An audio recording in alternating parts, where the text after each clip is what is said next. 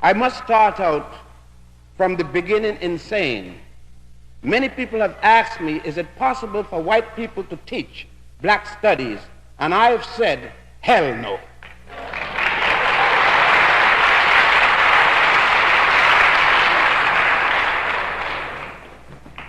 A man's history is not just some dates and names written down. History has emotion in it. And history is interpretation of events passed by. No white man can interpret my history for me, just as no Irishman will accept the interpretation of Irish history by an Englishman. Many people, whenever I start to speak about my slavery and my enslavement, I always hear that the Jews were enslaved, as if the Jews were somebody else than me. But if they said some Europeans call themselves Jews, then I know what they're talking about.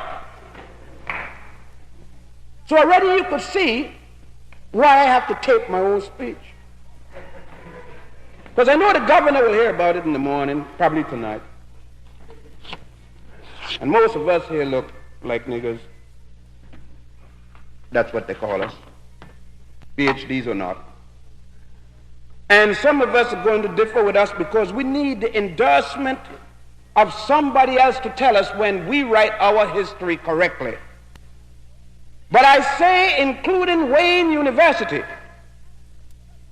that when the African Studies Department remains separate from the Black Studies Department, that's a damn shame.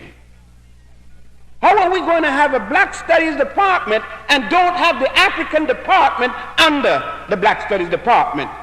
When it is in Africa, Black Studies started. You got black because you came from Africa. And for those of you who are going to tell me about your Blackfoot Indian mama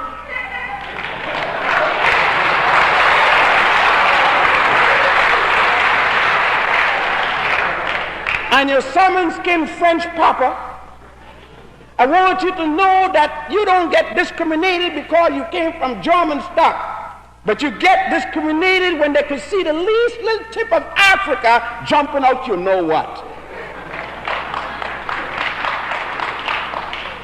And it is that part that I'm going to deal with to show you that it is nothing to be ashamed of, and secondly, that there would be no European out of this cave if it wasn't for that same Africa.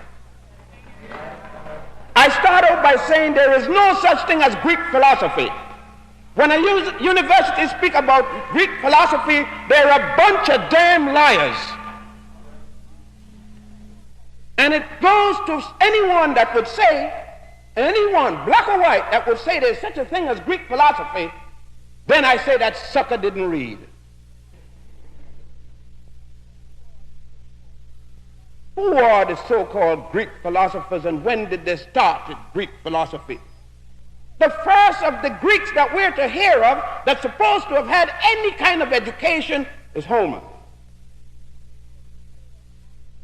And we're to hear of African civilizations, and that's using that word with quotation marks, thousands of years before there was a Greece. Even before that land was called Pyrrhus, P-Y-R-R-H-S. We are told that there was some guy called Hippocrates, and he was the father of medicine. How the hell could Hippocrates be the father of medicine? And we find him taking an oath to Imhotep, the great African whom he called Escalipsus. Imhotep lived more than 2,000 years before the birth of Hippocrates. And yet, Hippocrates is the father of medicine. The same damn nonsense we heard again with Herodotus. Herodotus, they say, is the father of history. How could he be the father of history? And the first time we hear of Herodotus, he's on his way going to Egypt to get his education in history. And that's 457 before the boy named Jesus. We get to him in a minute.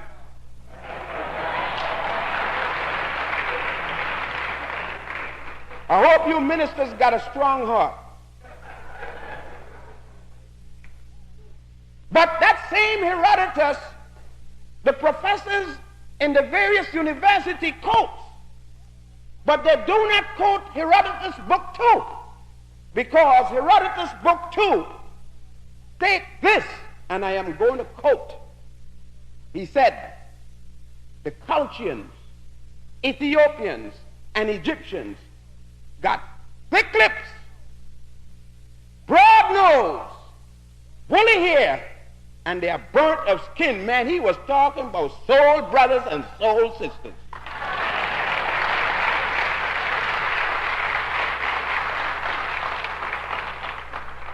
He was talking about northern Africa, Egypt in particular, Ethiopia, and culture.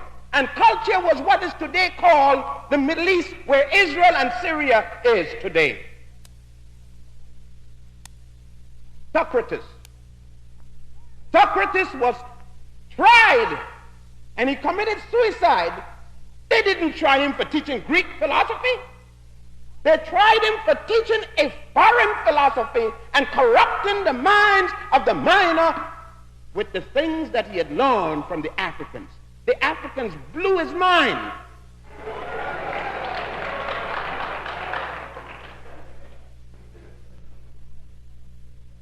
What they're talking about, here's Plato.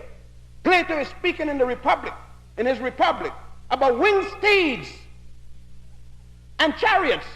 And at the time when Plato was writing, Greece didn't have the first winged steed, which was a fast horse, or the first chariot. They fought their wars, including the Peloponnesian Wars, on the Mediterranean.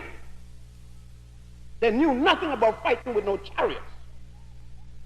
Plato was a goddamn thief and a plagiarizer. The same as Aristotle was. When Aristotle came to Egypt, which was originally called Kemet and then Sais, the Hebrews are the one that call it Egypt. We get to that too. And when Aristotle came with Alexander in 332 before Christ, General Sutter, who later called himself Ptolemy I, after the death of Alexander, declared himself as such and had Aristotle to sack the library at the Grand Lodge of Luxor and all of the other repository of learning in Egypt. Aristotle is already 70 odd years old, and we are to hear these lying professors telling us, and they've told me that all true from the bachelor's to the doctorate degree, these bunch of lies. And I've had to sit there knowing the damn fools are lying and answer the question in order to pass.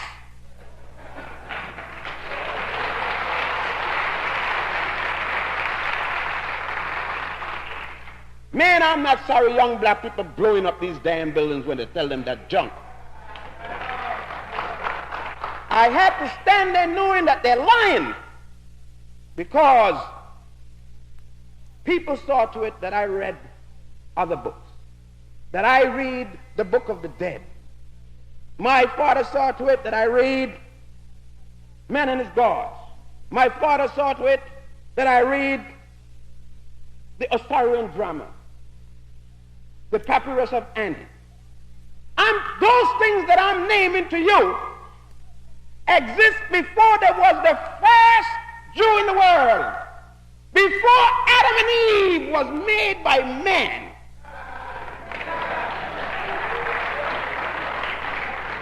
Somebody come and tell me some damn nonsense about some Adam and Eve. Adam and Eve is the damnedest piece of fiction from mythology that ever existed to corrupt people.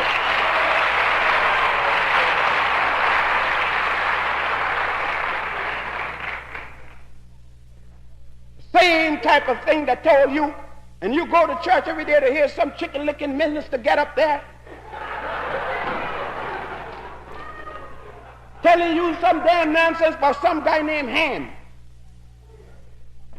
That Ham watched his uncle's nakedness in the ark, and God got angry and turned people black because of that. In other words, that same thing is saying that there were no black people until Ham stared at his uncle's nakedness.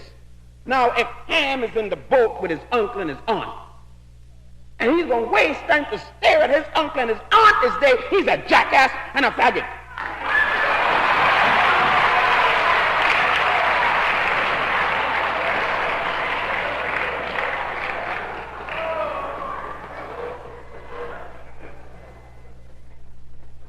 This piece of nonsense that have been perpetuated on black people for so long continue to be the basis upon which we rest our hopes. We're told persistently about a heaven up in the air. And when the book of the dead, the ancient papyrus of Ani, tells us that heaven, which they call the netherworld, is down. That's why the pyramids were built where the pharaohs placed their bodies as low as they can, because they're in that context of the religion of the worship of Ra, related to a God and a heaven in the inner part of the earth. We talk about Moses, Abraham, and all these kinds of things. And they start to tell us about the Pharaoh and Moses. And we feel, bunch of fools we are so sorry of what happened to Moses and the Hebrews. And we're dung the Pharaoh, but we're so stupid we don't even ask them which Pharaoh. The word Pharaoh means king or queen. They don't even say which Pharaoh Moses had to fight with. Now, we know if there was a Moses based upon that book called the Bible, that Old Testament, and it says the first book is Exodus, or the first book of, it's Genesis, the first book of Moses. Now, if they had no book until Moses, because he wrote the first book of Genesis, to him, that's a young religion. Moses was just yesterday. I haven't touched Zinjanthropus boise yet. And that African was 1,750,000 years ago. Now that means that Adam didn't know that Eve had that thing yet.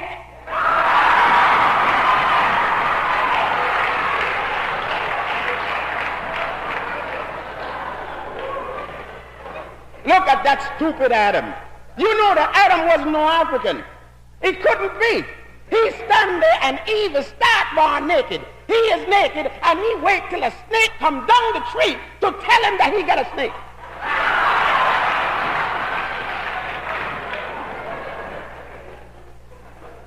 Man, and that's some, and I bet they were talking that nonsense all day long today. And you paid money to hear that minister talk that jive.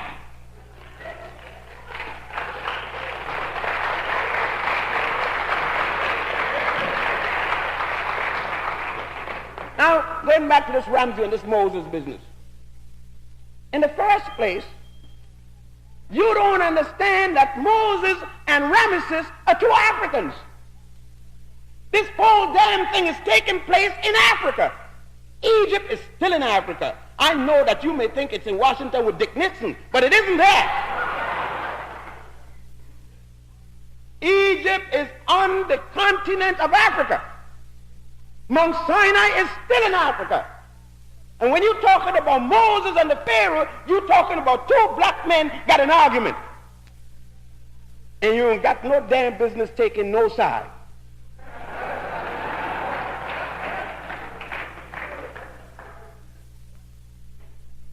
But if you got to take a side and you say you believe in the Bible, then you got to take the Pharaoh side. Moses was charged with what? The same book told you that Moses killed the Pharaoh's soldier. Now you're talking about law and order. And Moses broke the law. He killed the Pharaoh soldier. But whose law? God didn't give Moses no the 10 Commandments on Mount Sinai yet. And yet there's a law against murder. Somebody lying. Because they said that the 10 Commandments came when God gave Moses the 10 Commandments on Mount Sinai. That's a damn lie. There were laws against stealing before Moses reached Mount Sinai. Before Moses' mama, great-grandmother, 10 times removed, there were laws against stealing.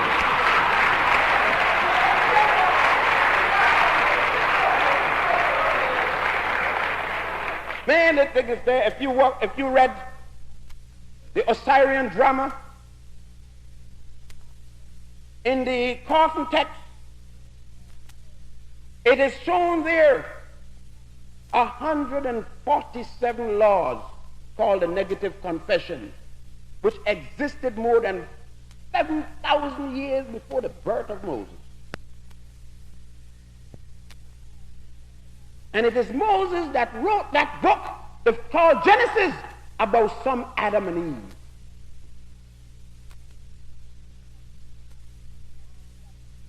We find that Ramesses II, who Moses is supposed to have the argument, reigned in the year 1298 to 1232 before Christ. That would make them quite young people when you're talking about African history. And we continue to talk about African history, and we start with North Africa. African history didn't start in North Africa. It started around the Great Lakes of Africa. That's in Central East Africa. The pyramids got larger and larger as you went north and when you went south. From Mwanza, Nyanza. This last name that I just called Mwanza, Nyanza. You know it. Named after a corrupted English reprobate called a queen, Victoria. Who the hell give Victoria a lake in Africa? To name a lake after that wench. Victoria was worse than Adolf Hitler. She had more Africans killed than Hitler dreamt of that they were Jews. But no, you get white professors who tell you in the school, you got to answer it different. You got to answer that the British brought civilization to the Africans. That the Africans were waiting until the British come to bring. Oh, when the Romans captured the British, when Heraclius captured the British, he said them suckers were so stupid he couldn't even make slaves of them. No, I didn't write that. They wrote that themselves.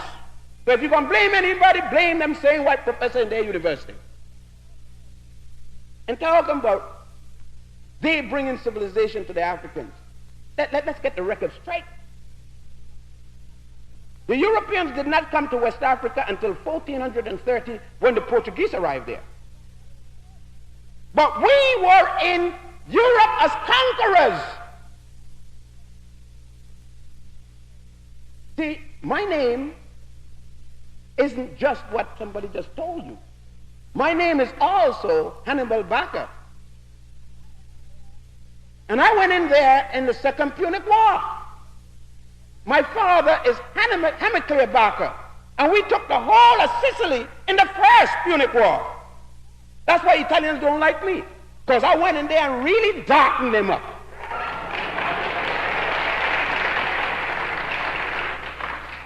Oh, I got more names than that. My name is Tariq. And I went into the whole Iberian Peninsula in the year 711 with 100,000 black soldiers. All the way up to France and locked up with Charlemagne. And he and I had it out. And I stood there until 1485. The last of my people been driven out of Granada, Spain. For over 700 years. And I carried in the use I taught the European to take a common bath.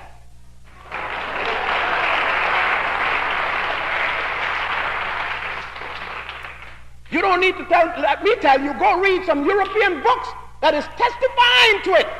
Stanley Lane Poole wrote the very best book called The Moors in Spain. Jane Soames wrote another book called The Coast of the Barbary. And in those books and others speak about the coming back that the Africans brought in from Mauritania.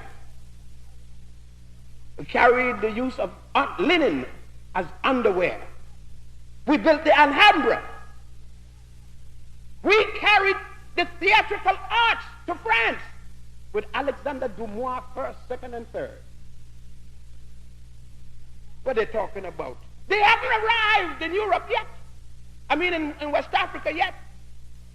When they came to West Africa, we had the empire of Songhai, or Songhai as you call it. We had the Truckler Empire already existing in Africa. Kanu states were already existing. The Manikongo and Bakongo Empire of the Congo states were already existing. Monomotapa was already existing. That's the whole empire that what is now called South Africa. Bunyoro states was existing. Kush, Ethiopia, was existing. The oldest nation on earth in historical record still was existing. Punt, which is today called Somaliland, was existing before they arrived. What civilization are they talking about? Talking about Christianity, how could the Europeans bring what they do not still have? And when they're talking about Christianity, it was Constantine the Great in the 4th century that made Europe a Christian nation. Ethiopia was already a Christian nation 124 years before, under the King Abraham. The church, the Christian church, started in Egypt with Pantheus and Origen, 2 Africans who became the 2 first bishops of the church. That time there were no pope yet. They ain't had no faggot running around with no little hat.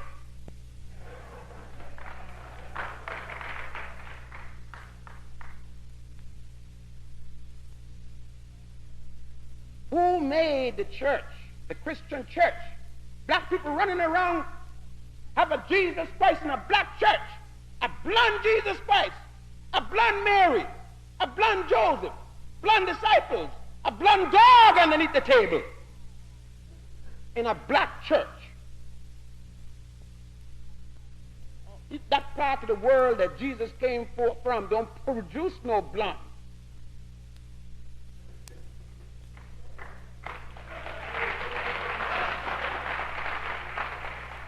If you blonde when you get there, in 3 months' time, you look like a chocolate cake.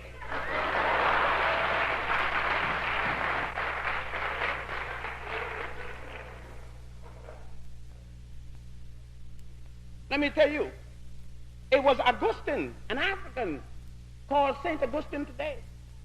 Cyprian, another African. Augustine was from Numidia, Cyprian was from Carthage, and Tertullian, another African. And only one of those 3 Africans ever left Africa, and that was Augustine, and he left to teach in Milan and Rome for 1 year. Augustine is the fellow that wrote the Holy City of God on Christian doctrines and the Confessions. He describes himself in the Confessions, who he is. Describes himself as an African, his mother Monica and his father Petricus, who were Mantians, the religion of the Mantians. Augustine is the one that brought libations into the evil religion. Then these 3 black women that give Christianity their first martyrs. 3 black women, 3 African women, Felicita, Mimpano, and Perpetua. The North African church existed long before there was a church in Rome. This damn nonsense about Peter built a church in Rome. Man, these crackers can lie.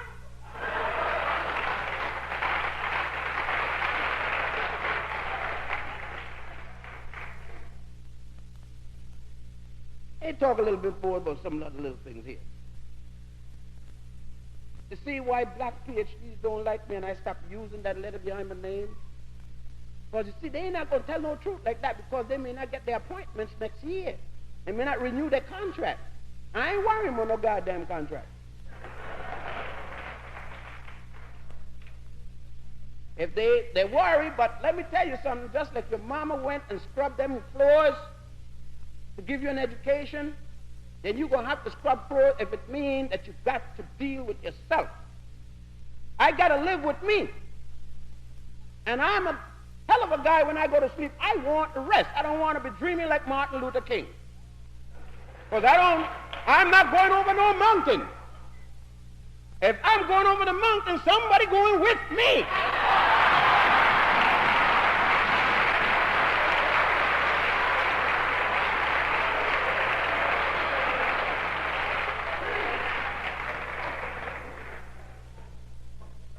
I'm the most violent, non-violent creature you have ever seen. You mess with my woman or my money, and you see how non-violent I could be.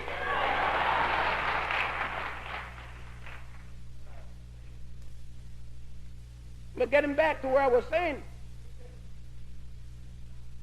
we've got to understand, basically, that the Tarzan and Jane movies will still continue.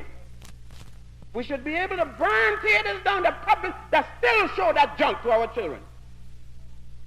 Because Monomatapa, the southernmost tip of Africa, when the Portuguese Bartolomeu Dias came there in 1486, he met the Africans there, and he wrote about them in the logs of his ship, and he described them as people wearing and bedecked with jewels, the eyes the European have never seen. As late as the 17th century, we find Leo Frobenius, the German historian, speaking in terms of the people of West Africa.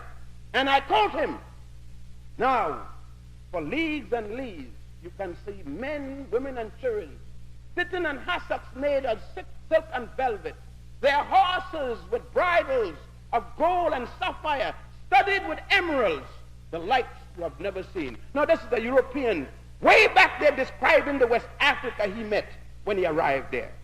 And some damn stupid, ignorant missionary going to come there and tell me that when he came to Africa, he met Africans eating each other, and the African didn't eat him yet. What kind of a jive?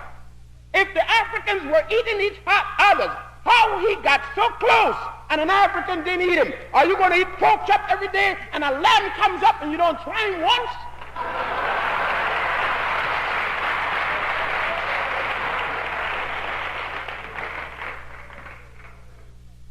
No, but always remember, when I started out, I said that no white man could teach black history, because history includes the national pride of a people. The man who interprets your history and writes your history got you. If that's what you're going to accept. If you look at the geography maps, they got North Africa being Caucasian. They even got Ethiopia as Caucasian. I didn't even know I was a Caucasian. Thank you, Holy Father. The other night I saw a film put on by the National Geographic of Disgrace called, Association of something or the other. And they say Ethiopia was invaded by Negroes. You should see that thing if they play it again. The man that put that thing on must have diarrhea supreme.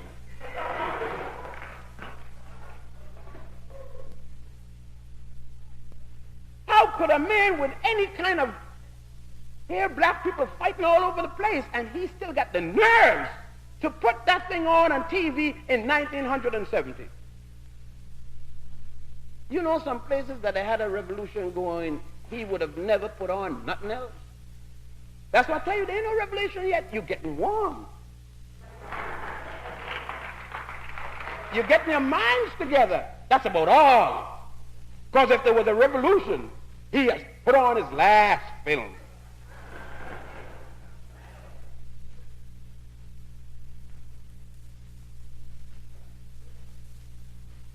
Now, why is it that they have to make North Africa and East Africa Caucasian? Because Zinzanthropus boise, Boskop man, You get it? Zimbabwe man, which they call Rhodesia man. Something talk about that. Who the hell was Rhodes to name a country in Africa Rhodesia? Can you imagine the Jews naming a country, naming Israel out of Hitler land? Cecil Rhodes was worse than Adolf Hitler. Cecil Rhodes, Winston Churchill, may God bless his damn soul in the grave, and may it never come up.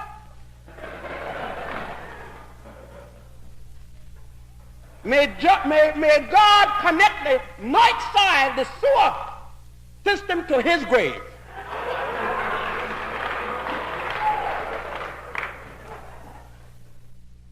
And the same for de Gaulle. And the same for Lincoln.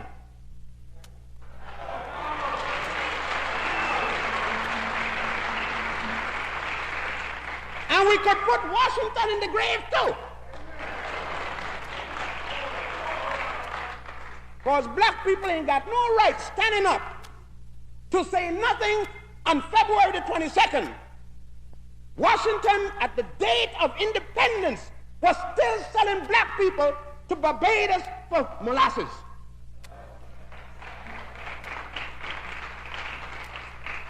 Every man that signed the Declaration of Independence was a slaveholder, including Thomas Jefferson. When the flag went up, it did not go up for black people. It went up for one Englishman fighting another Englishman. It went up for the English in America. By that time, they had all but exterminated the indigenous people they call Indians. Cecil Rhodes turned the African southern end of the continent into a sea of blood for the riches of himself and England. Cecil Rhodes was no different than Leopold, no different than any of the robber barons of the Americas who joined in with Stanley, Henry Morton Stanley, and Leopold II. Those men who brought about the Berlin Conference, which was held in November the 11th, 1884 to March the 15th, 1885, discussing how they're going to carve up Africa into the political geopolitics that Africa is now. A subsequent conference which was called by Leopold after they had given to Leopold the entire Congo as his personal estate. The United States government of America was a party to the Berlin Conference that helped to cut up Africa. And when we talk about the church, and when I talk, you may figure that why is he so angry? He is so emotional. Any black person that don't have no emotion, you're damn dead.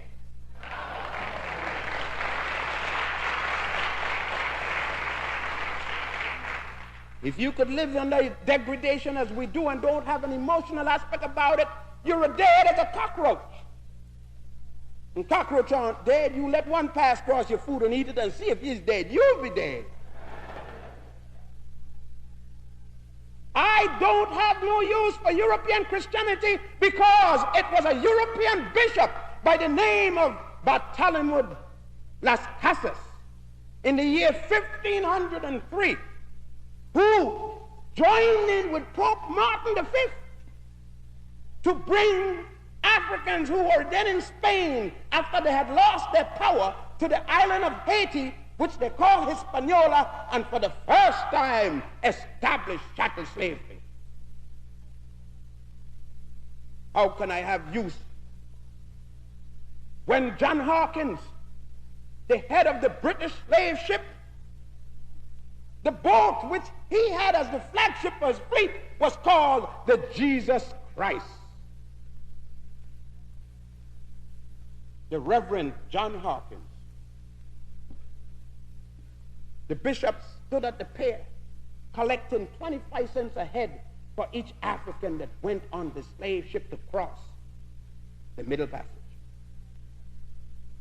The church was made its fortune on the backs of black slaves. I say if a black man wants to be a Christian, he has a right to be, but be a black Christian.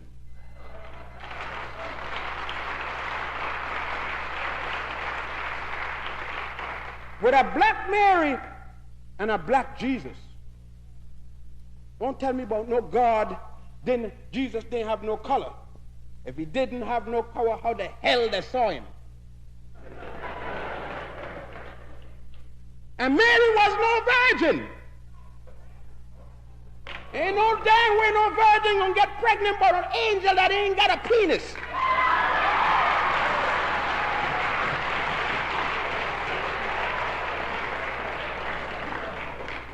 Ain't that's a damn joke to tell you that angels don't have no sexual organ and one got Mary pregnant. Man, somebody's jiving. And then the same damn book tell you that James was Jesus' brother and James was older than Jesus. So Mary had a baby, went to the blacksmith shop and got back a new virginity. That's what the young brothers were talking about. Fairy tales.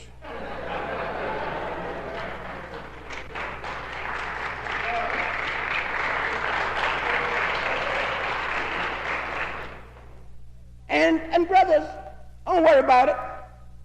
When you say son of a bitch and things like that, everybody here know what you mean. If they don't know, they're son of bitches.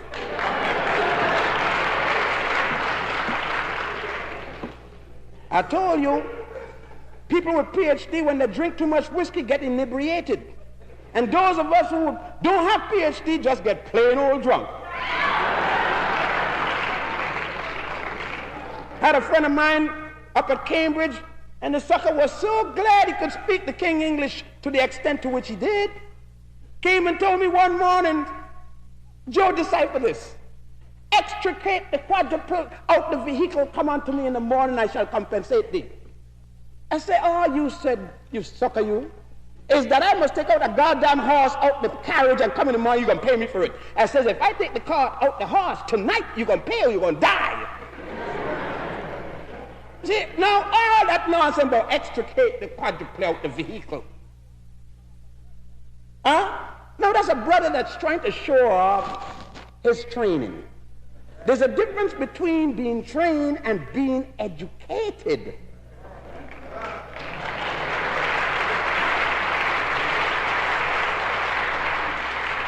For a long time, I was a trained SEAL. Man, I believe that all them degrees and paper and whatnot was a lot until my father caught hold of me one day. And he said to me, son, I got to talk to you because I sent you to school, but you're not, isn't that what I sent you for? You something wrong. You didn't come back the right way, son. He said, let's sit down here. Let's talk. You know, my father and I always had a conversation. We never had an argument. My father believed in modern way of bringing up his children. When I argue with him, I find myself flat on the ground with blood in my mouth. I was modern. So I learned, got the message that you don't argue with the man who paying the rent in the house. And so my father said, sit down, son, and with all the degrees and things, I sat down, realizing the situation if I didn't. And he says, son, contemplate on this a little. He says, son, the man that gave out the first degree, what did he have? Man, Dad walked out the room, he didn't wait no more. And he says, don't give me the answer now. Wait till you're about 100. And then tell me. Because I know the answer. That's why I asked you a question. And you know that when I found that thing out, it took days. I've been bothering with that thing. And I found out that the man that set up the rules for the degree had none.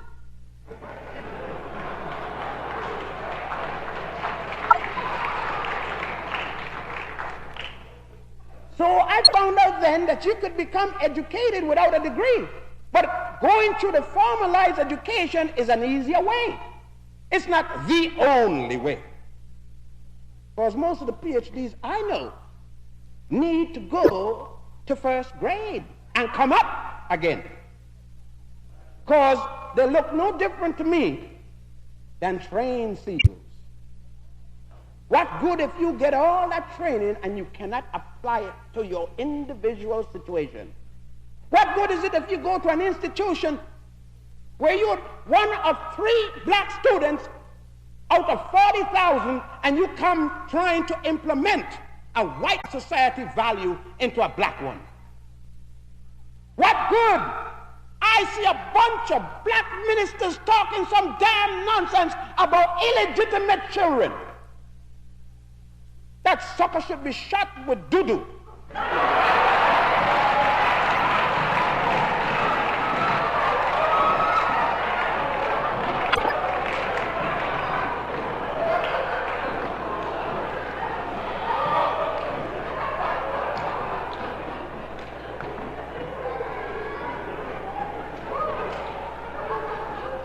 What you want a black woman to do? She don't have enough money for divorce. They didn't have no abortion in those days. She couldn't afford contraceptives. You want her to plug up her vagina? No, go on, sister. Get your man. It's a normal thing to do.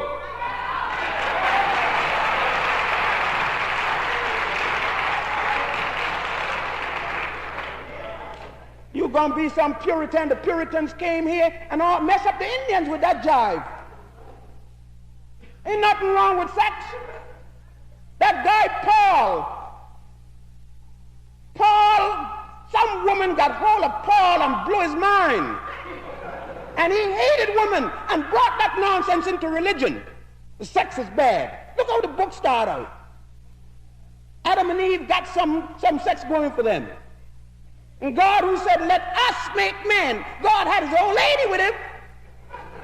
And God is going to get mad because Adam and Eve suck it to each other. Now, how the hell are you going to have children if they didn't suck it to each other? God is man, and then he says to her, go do it again, go multiply. And then you can tell some woman, some young 22-year-old woman, husband in Vietnam for the army, she must stop having sex because her husband in Vietnam fighting for somebody else. Now, if he's stupid enough to leave that young, strong, healthy, vibrant woman to go fight for somebody else, she got a right to give it a run all.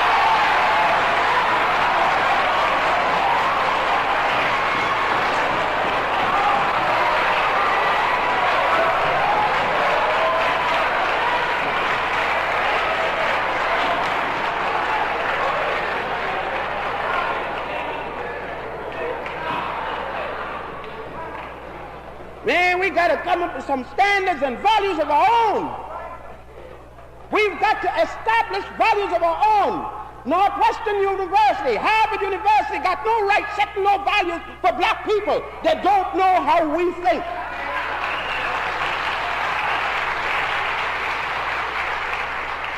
We are going to set our own morality, our own standards, because we have our own particular problems and situation, and it isn't the same as the whites in America. We've got to revise ourselves from top to bottom.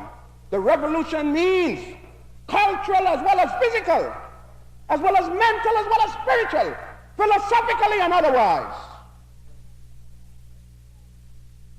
Let me tell you, it got to be that way. There is no other way. Black men have tried to integrate all the time. He's tried everything that he's been asked to do. And he didn't come here in slavery for the first time. That's another damn lie. Let's get that one straight in history. Because I'm not going to run down a heap of dates without giving a sociological, tying it up sociologically and politically. Columbus did not sail a ship to America. I read Spanish history and I read Spanish, and I spent 2 years in the University of Barcelona and read Spanish history. How the hell could Columbus discover America when the textbook tell you that he was locked up in the bridge? There was a mutiny. The same textbook tell you how the sucker's been locked up in the brigs, and he still discover America. How you gonna be? If you lock up in the brigs in the hold, you can't be sailing the ship at the same time. Pietro Alonso Nino, the captain of the Santa Maria, who was the admiral of the Moorish Navy when the Moors still ruled Spain, which was up to 7 years before Columbus was given the ship. He was in charge of it, with Pedro Alonso Nino in charge of the navigation. And Columbus, number one, could not discover America. Can you imagine the Indians sitting down, watching them coming in, discovering them?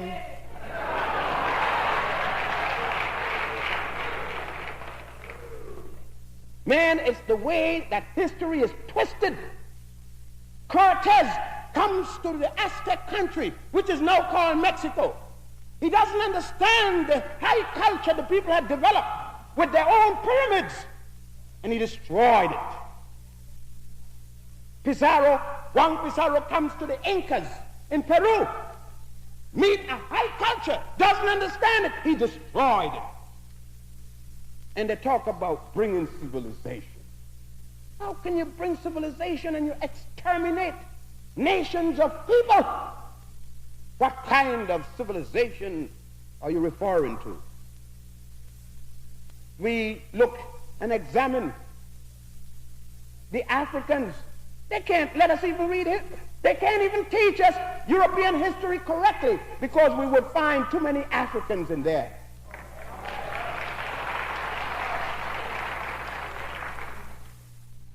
Let me just point out some of the reasons why they don't want to let black studies be on its own, because we will start talking about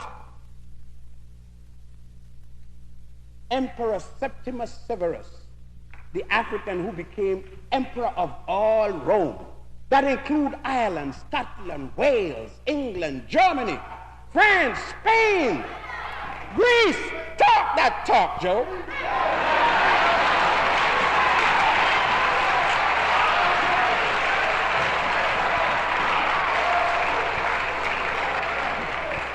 Yeah, I'm emotional because when I was small in school, even in Ethiopia, them Englishmen got in there and didn't let me know my history.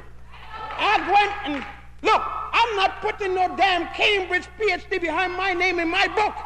I only use that when I'm dealing with them sick people. Because they didn't teach me none of this. I had to go and dig morning, noon, and night and spend every dime I could get. And I stole some.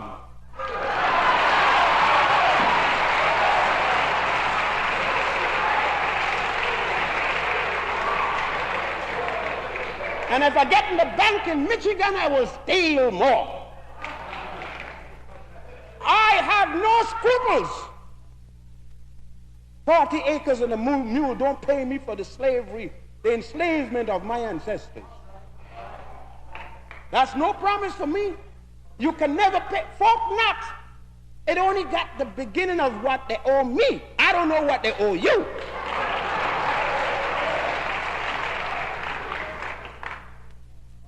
Let me go ahead about this thing here we're talking about. Septimus Severus died in York, England, that African emperor of the Roman Empire. And his son Caracalla was the one that fed the Christians to the lion. Why did he stop?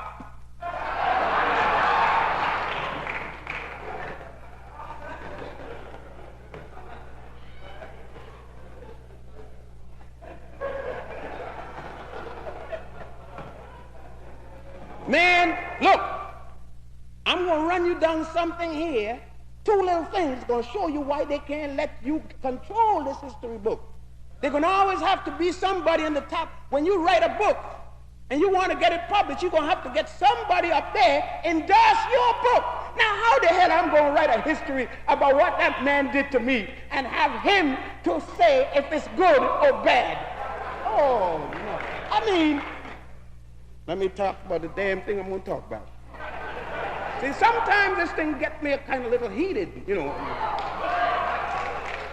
Now, you see, I'm going to show you why They make you believe that black people ain't black because you'll find some black people saying, well, since we came to America, we ain't black because with slavery and all that, we had white parents and white this and white that and all that. Yeah. But if they still stay white in Europe and they had black parents and black parents and black parents, and they still white, let me tell you, even the Queen of England is a nigger. Oh, let me jump back in her genealogy tonight and tell you a thing or two about that nigger cousin of ours. It would seem that history said, I know some of you who got the Queen as relative to, I hope you don't get very sad because I'm upsetting much of your apple cart tonight, but that's the way it is. Now, it would seem that history says that there was a fellow by the name of Alessandro de' Medici. And Alessandro de' Medici was the reigning Duke of Italy. See? Florence. Now, who was Alessandro de' Medici? He was the son of Cardinal Constantine. Now, that got you all shook up already. How could the cardinal have a son? You know, it ain't long that they stopped sucking it to women all over the place. And they still do it. Ask some of the sisters. Now, this Cardinal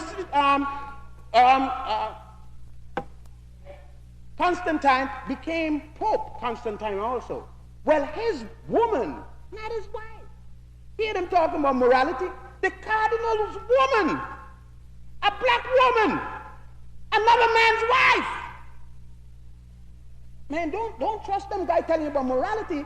As soon as they tell you about morality, take your white leg and slap it together because that guy is the same guy coming after your wife. And if you ain't got a paper for the woman, you know he ain't gonna worry about you at all.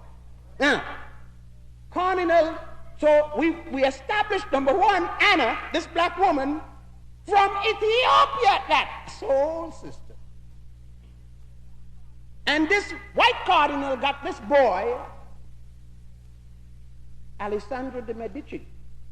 You see a picture of him in Black Man of the Nile. I got a good picture of him there, taken from his own, the palace that is now a museum.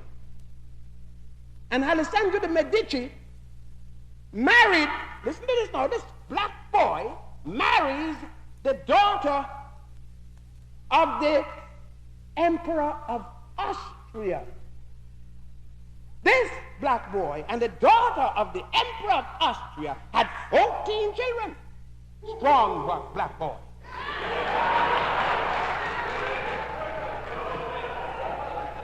Since we're talking about that and you girls clap your hand when I said that, I got 9 and more to go. Now, one of those girls became the Queen of France. Now, you know, there wasn't only one black queen in France. You know, Josephine, also Napoleon's wife, came from Martinique. A black sister from Martinique in the Caribbean. Okay, we'll go on a little further. Now, one of those girls married the Grand Duke of the House of Hesse, Germany. That girl became the mother of George III. George III is the great-grandparent of the present nigger queen of England.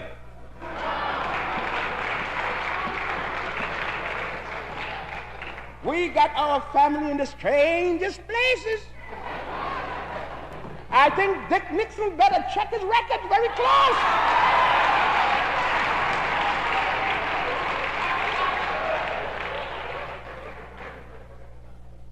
Oh, Cousin Agnew. Ain't that going to be the day? I think John Birch had better do a little thing of watching his too. I have to check him up soon.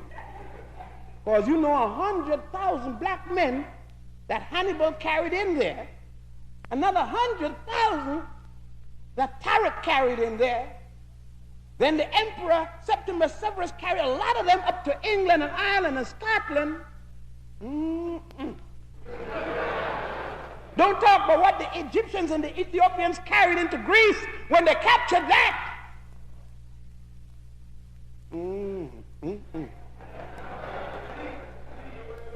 It's a strange history book.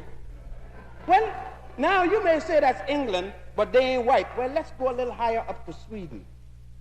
See, I like to deal with, when you're dealing with something, you go right where the nitty-gritty is. See what I mean?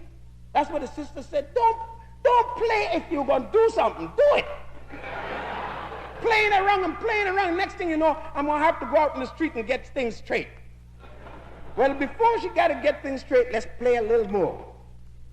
It would seem again that Napoleon Bonaparte had two black generals, Alexander Dumois and Count Bernadotte.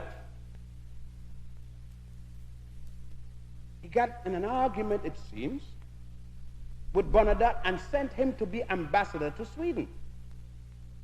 The Swedes were afraid of Napoleon, and they beseeched Bernadotte to remain there, become a Swede, help them against Napoleon, and when the king died, they'll make him their king. The king died.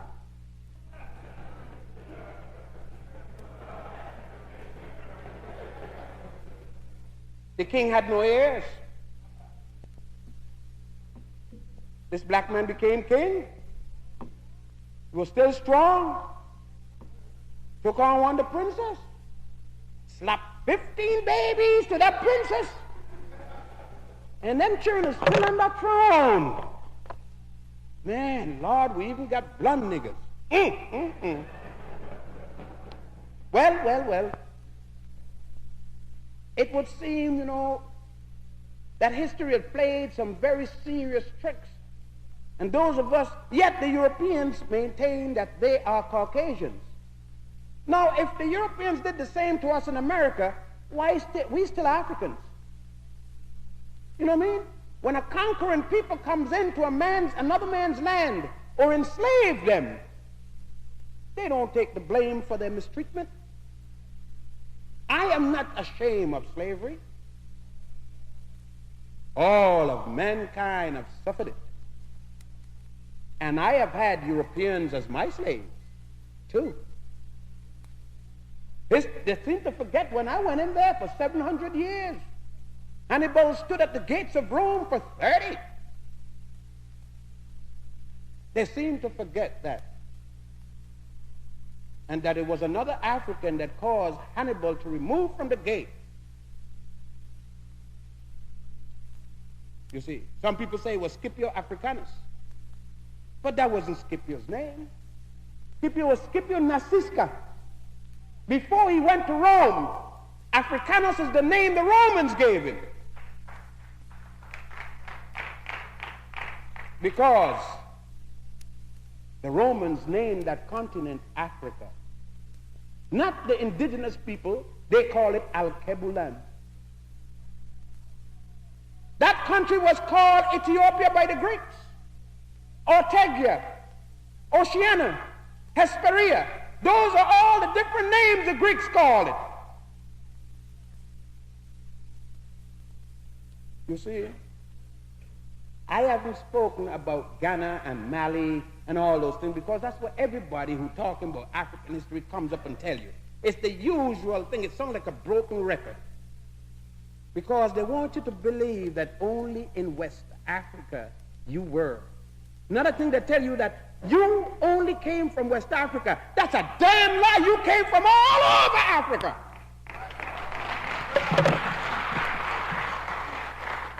The slave ports, the shipping ports, notoriously called factories, were primarily on the West Coast, but they brought you from all over. And those of us who gone Muslim crazy, let me talk to you about that. You've gone from the fire to the frying pan. You mean you're going to still get your behind burnt, maybe a little slower. The Arabs enslaved the Africans before the Europeans did. In 640, the year 18 of the Hegira.